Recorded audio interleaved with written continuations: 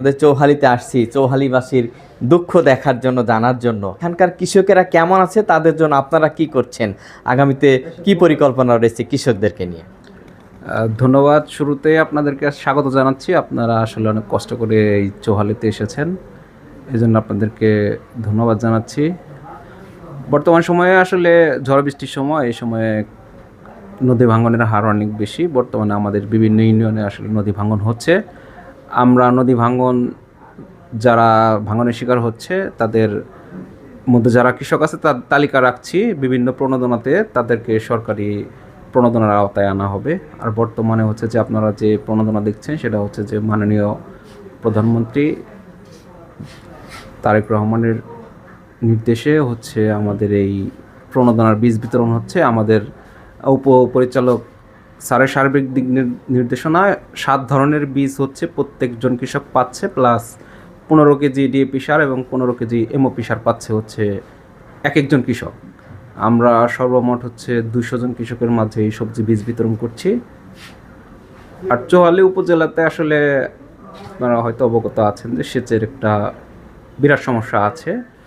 বর্তমানে আমাদের হচ্ছে যে একটা প্রকল্পের মাধ্যমে, বাংলাদেশের চর এলাকায় আধুনিক প্রযুক্তি সম্প্রসারণ প্রকল্পের মাধ্যমে কিছু সেচ যন্ত্র বিতরণ করা হয়েছে, সামনে আরও বিতরণ করা হবে। পাশাপাশি হচ্ছে যে আমাদের এমপি স্যার হচ্ছে আশ্বাস দিয়েছেন যে পরবর্তীতে আসলে কৃষি সম্পর্কিত, সেচ সম্পর্কিত যেসব প্রকল্প নেওয়ার সুযোগ আছে, স্যার হচ্ছে এই প্রকল্পগুলো নিজ তত্ত্বাবধানে করবেন আর কি।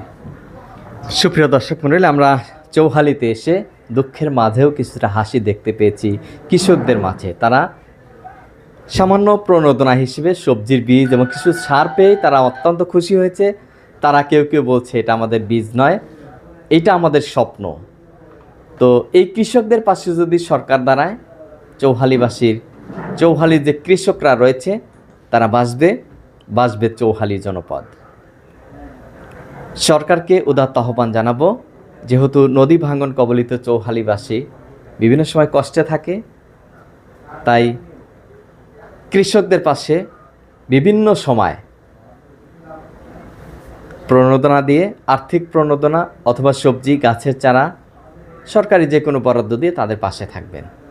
সবাই ভালো থাকবেন, নিরাপদে থাকবেন, এই প্রত্যাশা রেখে সিরাজগঞ্জ জেলার নদী ভাঙন কবলিত চৌহালি উপজেলার কৃষি অফিসারের কার্যালয়ে সবজি বীজ বিতরণের সংক্ষিপ্ত অনুষ্ঠানটি তুলে